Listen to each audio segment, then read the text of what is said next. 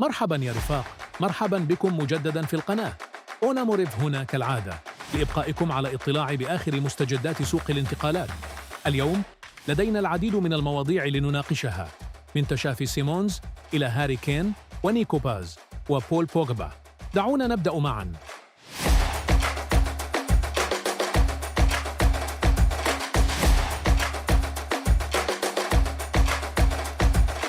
إذن لنبدأ اليوم بالحديث عن أحد الأسماء الكبيرة عندما يتعلق الأمر بالمهاجمين في أوروبا والعالم، وهو هاري كين الذي يواصل تسجيل عدد مذهل من الأهداف مع بايرن ميونخ والمنتخب الإنجليزي.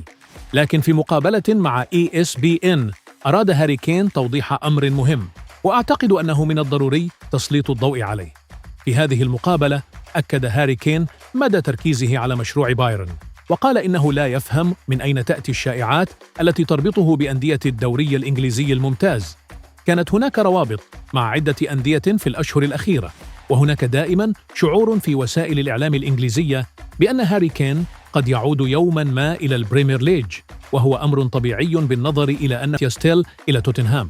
لكن كين يظل مركزا تماما مع بايرن، ولم يكن هناك أي نوع من المحادثات أو المفاوضات مع ليفربول أو مانشستر يونايتد أو أي ناد آخر.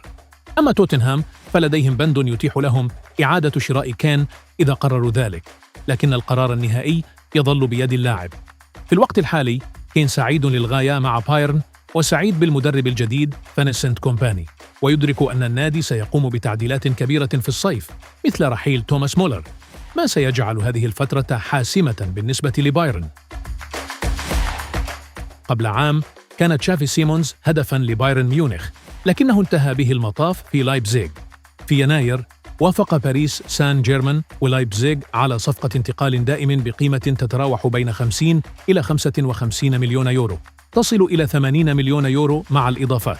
لكن هناك احتمالية كبيرة لخروج سيمونز من لايبزيغ هذا الصيف، رغم أنه ليس أمراً مؤكداً بعد، فإن الصفقة قد تحدث مقابل 70 إلى 75 مليون يورو. حلم تشافي سيمونز الأكبر منذ طفولته هو اللعب مع برشلونة، حيث نشأ في أكاديميتهم قبل أن ينتقل إلى باريس سان جيرمان ثم إلى إندهوفن ولاحقاً إلى لايبزيغ. لكنه يدرك أن وضع برشلونة المالي معقد هذا الصيف. في المقابل تبقى أندية الدوري الإنجليزي الممتاز الخيار الأكثر واقعية، لأن دفع 70 إلى 75 مليون يورو لن يكون مشكلة كبيرة بالنسبة لها، كما هو الحال بالنسبة للأندية الإسبانية. أندية مثل أرسنال، تشيلسي ومانشستر يونايتد كانت مهتمة بسيمونز منذ عام، وحتى ليفربول يراقب وضعه. لا توجد مفاوضات متقدمة حتى الآن، لكن قد نشهد تطورات خلال الصيف. اللاعب الذي يراقبه الجميع منذ فترة طويلة هو بول بوغبا. هو الآن متاح وجاهز للعب حيث انتهت عقوبته، ولكن رغم الشائعات رفض أولمبيك مارسيليا التعاقد معه، وكان ذلك قراراً من إدارة النادي. أما عن مانشستر يونايتد فقد انتشرت شائعات حول عودته، لكن يمكنني أن أؤكد أن النادي لم يفكر أبداً في هذه الخطوة. الإدارة تركز على اللاعبين الشباب، واستراتيجيتهم في التعاقدات تتجه إلى مسار مختلف تماماً، وبالتالي لا يوجد أي احتمال لعودة بوجبا إلى مانشستر يونايتد ولا حتى للانتقال إلى مانشستر سيتي. في الوقت الحالي مستقبله لا يزال مجهولاً.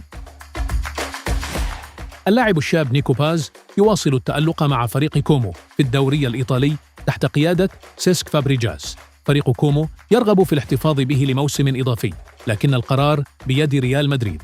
ريال مدريد يمتلك 3 شروط لإعادة شرائه مقابل 8، 9 أو 10 ملايين يورو خلال السنوات الثلاث المقبلة.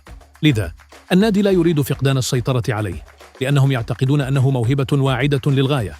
أنشيلوتي يراقبه عن كثب، ويبدو أن الريال سيدرس خياراته سواء بإبقائه في كومو أو نقله إلى ناد آخر على سبيل الإعارة. إذن ما رأيكم في هذه الأخبار؟ أين يجب أن يذهب تشافي سيمونز؟